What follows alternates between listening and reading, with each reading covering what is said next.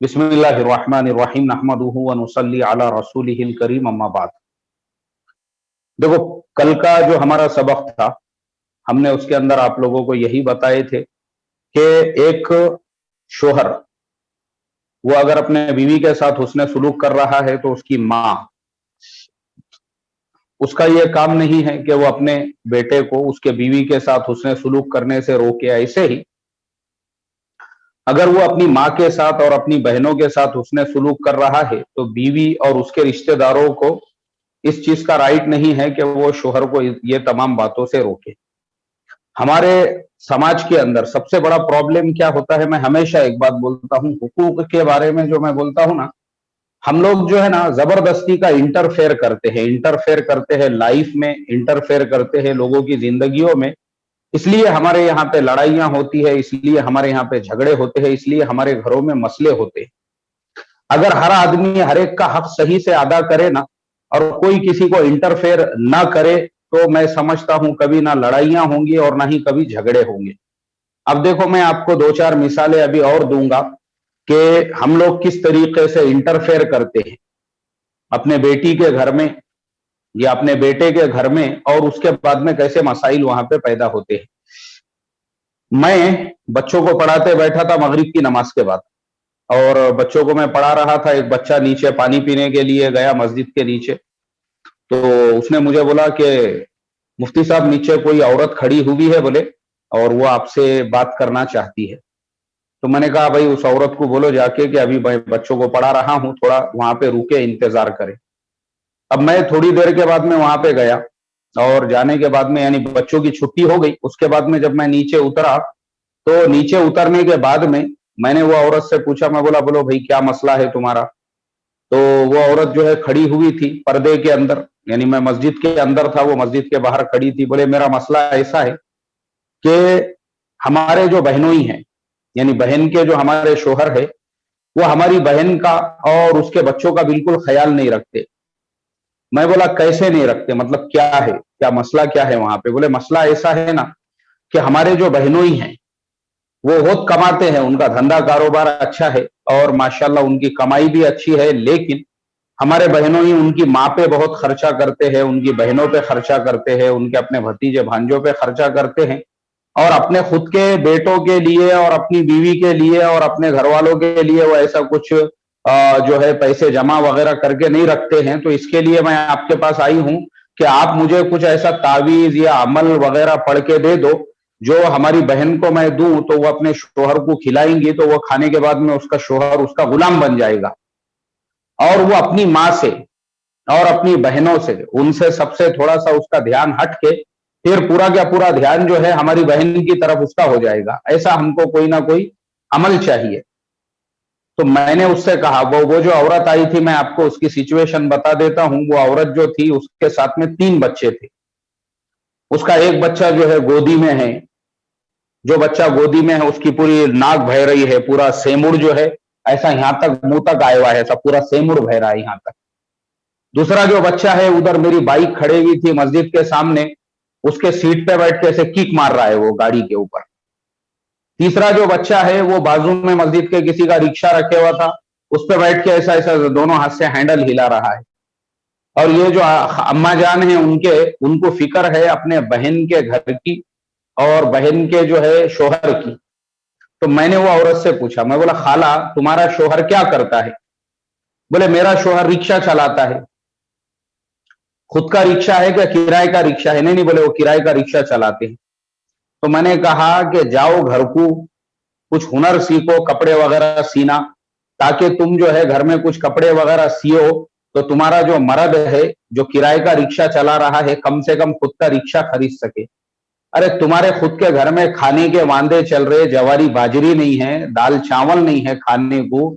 बच्चे तुम्हारे, एक बच्चा गोदी में है तो पूरा सेंबड़ ऐसा पूरा लोली भैरी उसकी पूरा ऐसे यहां तक आ गई हुई है, होठों के ऊपर तक, यहां तक। दूसरा जो है, मैं बोला अपने अब्बा की बाइक समझ के देखो, मैं बोला मेरी गाड़ी पे बैठे हुआ है, मार रहा किक, मार मार मार, तोड़ तोड़, मैं बोला उसको किक तोड़, उसका तू तोड़ दोनों पैर से, लटक उसको, तोड़ उसको। वो किक तोड़ने में लगे हुआ है। बोला तीसरा जो है, दूसरे के ऑटो रिक्शे में ऐसे पूरा ऐसा झटके मार रहा। मैं बोला वो तोड़ता क्या उसका रिक्शा। अरे क्या, मैं बोला खुद के 3-3 बच्चे जने पैदा करे तो संभालो ना उनको, उनकी तालीम करो, तरबियत करो।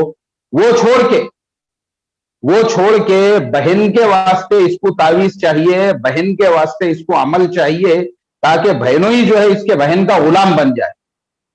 यह है मुसलमानों के घरों का हाल। यह हाल है, अपना घर छोड़ के, अपना मर्द छोड़ के, अपने बच्चे छोड़ के बहन के घर की फिक्र, बहन के मर्द की फिक्र। अरे क्या है भाई, अल्लाह रहम करे। यह है हमारा बेसिक प्रॉब्लम, यह हमारा प्रॉब्लम है। इसीलिए हम जो सबक में आप लोगों को पढ़ा रहे हैं वो ये कि भाई वो जो इंसान है वो उसकी बहन है जिसके साथ वो हुस्न सुलूक कर रहा है, वो उसके भांजे भतीजे हैं जिनके साथ वो तेरे को तकलीफ क्या है? मसला मेरा ये है भाई, आपको तकलीफ का कोई मसला ही नहीं है। आप अपने घर में आराम से हो, आप अपने घर में सेपरेट हो, आप अपने घर में सुकून से हो, इत्मीनान से हो, आपको तकलीफ की कोई जरूरत ही नहीं है। तो यह है हमारा बेसिक प्रॉब्लम। असल में हमारे दिलों के अंदर इतनी ज्यादा तंगी पैदा हो चुकी है। तो कभी भी जो है ना, और जैसा मैंने आपको परसों के दिन भी वाकया सुनाया वो नासिक के बुजुर्ग का, नासिक के जो बुजुर्ग है उनका वाकया मैंने सुनाया कि बहन के घर पे कार है, वो बेटी के घर पे कार है, कार, बेटी दामाद जो है वो कार में जा आ रहे हैं, और बेटी के घर पे बंगला है, बेटी के घर पे 4-4 10-10 नौकरानियां हैं। लेकिन उसके बावजूद भी उसके बाप को इस बात का टेंशन है अपने घर पे बैठे बैठे कि मेरा दामाद जो है वो अपने बहनों के साथ, अपने भाइयों के साथ, अपने ससुराल वालों के साथ, यानी उसके माँ बाप के साथ हुस्न सुलूक क्यों करता है? अरे भाई तुमको करने का क्या? सवाल ये पैदा होता है मेरा। तो इसीलिए मैंने उस दिन भी बताया था कि उनके घर बर्बाद होते हैं जिन औरतों को फोन के ऊपर अपनी माँ को एक एक बात रिपोर्ट देने की आदत होती है। आज मेरी सास ने ऐसा करी, आज मेरी ननन ने वैसा करी, आज इसके अब्बा ने जो है ननन को वहां लेकर गए थे और उन्होंने आज वैसा करे। ये जो औरतें होती है ना, ये खुद अपने हाथों से अपना घर बर्बाद करती है, जो अपने माँ बाप को एक एक रिपोर्ट पहुंचा रही है, या जो अपने बहनों को। और ऐसी जो बहनें होती है, बाज औकात बहन के जरिए से ही बहन का घर बर्बाद होता है। जैसे मैंने अभी तुमको वह बहन के बारे में बताया ना, जो मेरे पास में तावीज लेने के लिए आई थी, जिसने मेरे सामने ये कहा, अब उसको अपना घर छोड़ के बहन के घर की फिक्र। तो ऐसी औरतें क्या करती है, बहन को भयकाने का काम करती, बहन को भयकाने का, यानी बहन को कैसे भयकाने का? तेरे शोहर से डरना नहीं, तूने भी झगड़े करना उससे, तूने भी उसको बोलना कि तुम क्यों खर्चा कर रहे, तेरे मुंह में आवाज नहीं है रे, मुंह में से आवाज निकाल। यानी बहन को झगड़ों पे वरगला रहे हैं, उकसा रहे हैं। कौन? बहन खुद वरगला रही। अब मैं आपको और 2 वाकयात सुनाता हूं। मेरा एक शागिर्द एक दिन आया हो मेरे पास, मैं ईशा की नमाज पढ़ के मस्जिद से निकल रहा हूं, मस्जिद के बाहर खड़ा हुआ है। मैं बोला बोलो भाई क्या मसला है? बोले मुफ्ती साहब, मेरी साली ने मेरी बीवी को पुलिस स्टेशन में लेके चले गई मेरे खिलाफ में एप्लीकेशन देने के लिए कि मैं मेरे बीवी पे बहुत जुल्म करता हूं, मैं मेरे बीवी को मारता हूं, मैं उसके साथ में हुस्न सुलूक नहीं करता। तो मैंने उससे पूछा, मैं बोला भाई तुमने ऐसा किए, वाकई में भी किए क्या जो उन्होंने जाके पुलिस स्टेशन में कंप्लेन दी है? तुमने वाकई में अपने बीवी को मारे, बीवी पे जुल्म सितम किए, बीवी के साथ में ऐसा सुलूक किए? बोले नहीं, मैंने ऐसा कुछ भी नहीं किया। मैं बोला फिर तुमने क्या किए? बोले मैंने गलती ये किया कि मैं अपने बीवी से इतनी मोहब्बत करता था, यही साली बोले जिसने मेरे खिलाफ में उसकी बहन को भयकाई, वरगलाई, उसी के घर पे हमको एक मर्तबा खाने की दावत थी और मैं गया उसके घर पे, और मैं वहां पे जाने के बाद में मैंने मेरे हाथों से जो है ना, मैं उसको लुकमा बना के अपने बीवी को खिला रहा था। मैं जो है अपने हाथों से अपने बीवी को लुकमा बना के खिला रहा हूं, चमचे से गुलाब जामुन लेके बीवी को खिला रहा हूं। किस लिए खिला रहा हूं? ताकि बीवी के जो रिश्तेदार है, बीवी की जो माँ है, बीवी के जो हमारे साड़ू है और बीवी की जो बहन है, उनको सबको लगे कि भाई देखो हमारा जो दामाद है और हमारा जो बहनोई है वो हमारी बहन का कितना ख्याल रखता है। इसके लिए बोले मैं जो है उनको इतना उसको मैं इतना चाहता था और इतना मैंने अपने हाथ से खिलाया। लेकिन उसका साइड इफेक्ट ये हो गया कि हमारी जो साली है उसका जो हस्बैंड है, यानी जिसके घर पे दावत थी, उसका दूल्हा जो है एक नंबर का गंजाटी, गंजाटी मतलब गांजा फूकने वाला। अब वो जो गंजाटी हस्बैंड था, वो रोज रात को इसको मारता था पकड़ के, साली को उसको रोज रात को कभी कंबर पे, कभी जूतों से, कभी लातों से। अब उसको तो मार खाने की आदत थी, तो उसने जब ये देखी कि मेरी बहन का इतना अच्छा हो गया और मेरी बहन का शोहर उसको इतना चाहता है और मेरी बहन का दूल्हा उससे इतनी मोहब्बत करता है, तो उसको पूरी ऐसी अंगार लग गई पूरे आंग के अंदर, और खुद उसने ही अपनी बहन को जो है भयकाना, वरगलाना, भड़काना, उकसाना शुरू कर दिया। और वो बहन आ गई उसके भयकावे में, उकसावे, यानी वो बहन को ये चीज का एहसास भी नहीं है कि भाई कल को मेरा घर बर्बाद हुआ ना, तो ना वो साली उसके घर में झांकने को आएंगी, ना ही वो साड़ू उसके घर में जो भाईजान भाईजान भाईजान भाईजान भाईजान की हम गर्दान पड़ते बैठते ना वो भाईजान आने वाले हैं, कोई नहीं आने वाला। लेकिन मसला है ये चीज समझते नहीं। कभी भी इंसान ने जो है ना अपनी फैमिली लाइफ पे फोकस करना चाहिए, यानी किसके बहकावे में नहीं आना चाहिए, ना मर्द ने बहकावे में आना चाहिए, ना बीवी ने बहकावे में आना चाहिए, बल्कि हस्बैंड वाइफ ने दोनों ने एक दूसरे पे पूरा ट्रस्ट करना चाहिए, पूरा भरोसा करना चाहिए, एक दूसरे से टूट के दोनों ने जो है मोहब्बत करना चाहिए, बहकावे में नहीं आना चाहिए। क्योंकि रिश्तेदार, मेरा तजुर्बा है ये कि जितने भी तलाक के, खुला के, लड़ाई के, झगड़े के मसले होते हैं, ये घर वालों के भयकाने की वजह से, चाहे वो भयकाने वाले लड़की के घर वाले हो या लड़के के घर वाले, इनके भयकाने की वजह से ही घर टूटते हैं। और एक एक वाकया सुनाता हूं मैं आपको, कैसे घर टूटते हैं। देखो, आज दोपहर का ही वाकया है। मेरे पास में एक साहब आए थे और मुझे जो है वो एक लड़की के खुला का किस्सा सुना रहे थे। बोले, मैंने उनको पूछा, भाई वो फुलाने साहब की बेटी का खुला हो गया, कायपे से खुला हुआ? पता चला कि उन्होंने जो है एक लड़के को अपनी बेटी दी है। जिस लड़के को अपनी बेटी दी है उसने पहले भी अपनी एक बीवी छोड़ दिया हुआ था, लेकिन जॉब करने वाला था, अच्छी उसकी कमाई थी। अब ये लड़की के अब्बा ने भी देखे कि भाई अच्छा जॉब करने वाला है और अच्छी कमाई है और अच्छे बंगले में रहते हैं और अच्छा मकान वगैरह है, अब पहले लड़की वाले ऐसी छोंगे। उन्होंने लड़की पे भोतान लगाए। वो जो लड़का था उसने बोला वो लड़की का किसी के साथ में पहले से लफड़ा था बोले, और वो जो है उसके साथ में बात करती थी और उसके साथ में चैट करती थी, इसके लिए बोले मैंने उसको छोड़ दिया। अब ये दूसरे लड़की के जो अब्बा थे, इन्होंने सोचना चाहिए था कि भाई, इन्होंने तहकीक करना चाहिए था कि वाकई में भी वो लड़की की कोई गलती है, कसूर है या कुछ है या नहीं है। मगर इन्होंने देखे कि भाई वो तो पैसे वाला है, अब इन्होंने जो है अपनी बेटी उसको दे दी। अब इन्होंने अपनी बेटी उसको देने के बाद में वो शक्की मिजाज था, उसके दिमाग में ही जो बहुत सारे लोगों के भेजे में शक का वायरस जो है ना, शक का वायरस बहुत सारे लोगों के दिमाग में घुस गया ना, उसका कोई इलाज नहीं है। जैसा वो पहले भी बीवी पे शक किया करता था, वैसे ही अब जो दूसरी बीवी से, दूसरी लड़की से उसका निकाह हुआ, उस पर भी वो ऐसी शक करने लगा। अब वो फोन पे बात कर रही है तो ये ऐसा ऐसी ऐसी नजरों से देख रहा, उसको किससे बात कर रही क्या मालूम। वो व्हाट्सएप पे बात कर रही तो उसका मोबाइल चेक कर रहा, रात में उन्हें सो गए बाद में, किससे बात की, क्या बात की, पता नहीं कुछ। अब वो अपनी सहेली से भी बात कर रही है तो ये बोल रहा है कि नहीं तूने कोई तो भी लड़के से बात की।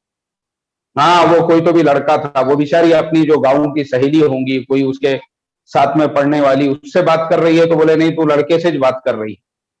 अब उसने जो दूसरी बीवी थी उसको भी एक सांस में 3 तलाक देके उसको भी छोड़ दिया। तो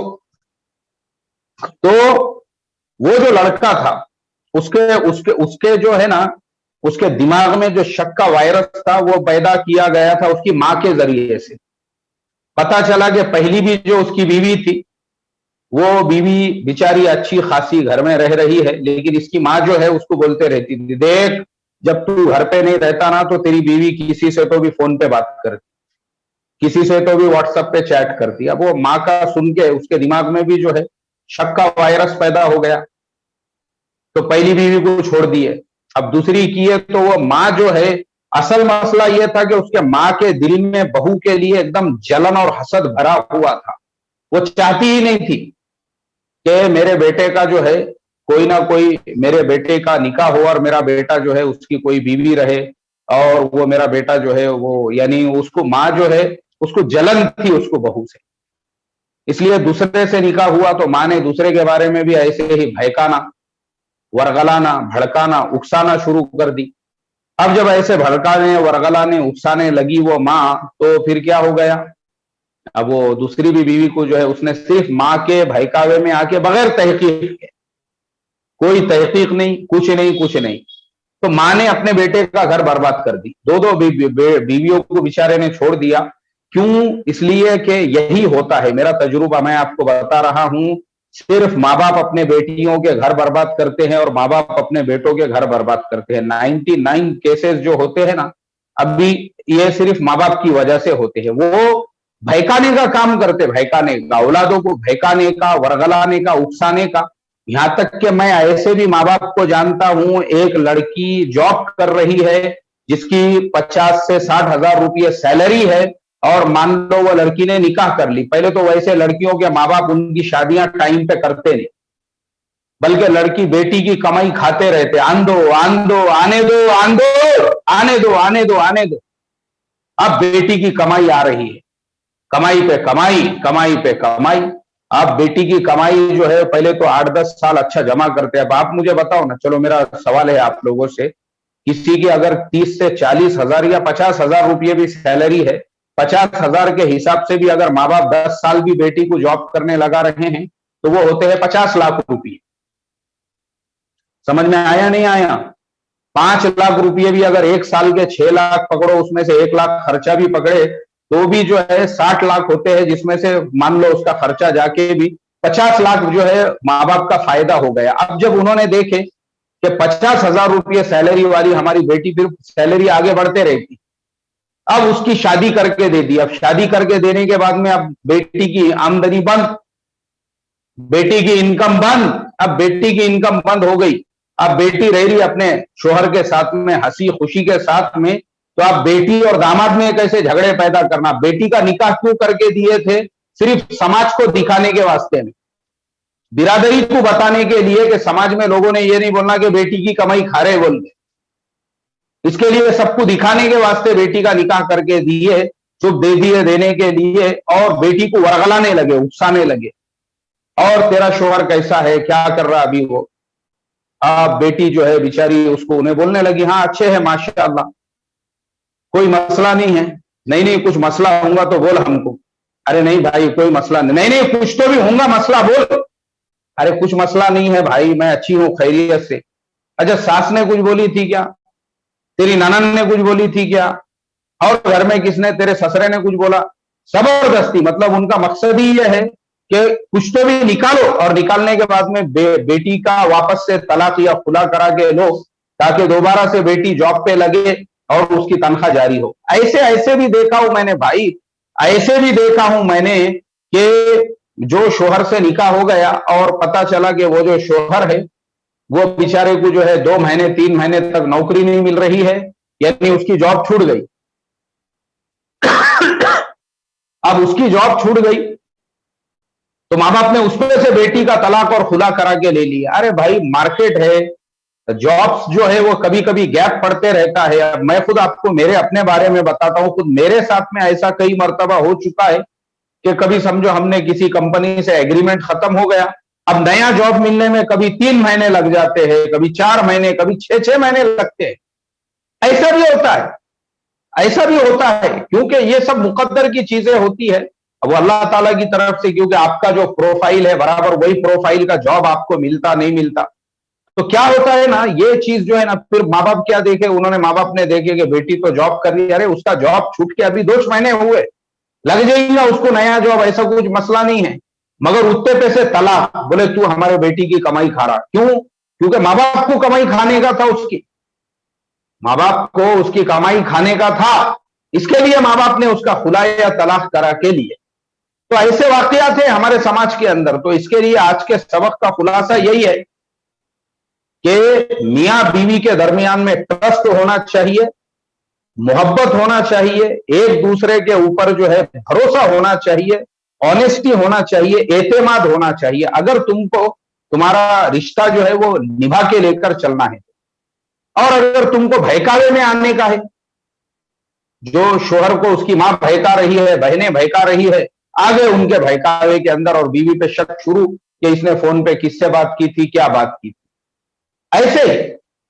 ऐसे ही लड़की भी, उसके माँ बाप ने बहका दिया उसको, जबरदस्ती ऐसा ऐसा खुजा खुजा के पूछ रहे हैं उसको, ऐसा खुरच खुरच के पूछ रहे, बोल बोल, किसने कुछ बोला क्या तुझे, शोहर ने कुछ बोला, तेरी सास ने कुछ बोली, मैं आपको क्या बोलूं, मैंने ऐसी ऐसी बातों और ऐसे ऐसे मसलों पे से तलाक और खुला होते हुए देखे, हंसी आएंगी तुमको, हंसेंगे तुम लोग, बोलेंगे यार ये क्या मसले है ये, कि ननन ने जो है अपने फेसबुक स्टेटस के ऊपर कुछ ऐसा लिख दी उसने जिसकी वजह से जो है भाई की बीवी को लग रहा, यानी उसके भाई की बीवी यानी भावच को ऐसा लगा इसने मेरे को टोन ना मारी स्टेटस के, अरे तेरे को काय को मारेंगी भाई, वो तू मेंटल पेशेंट है।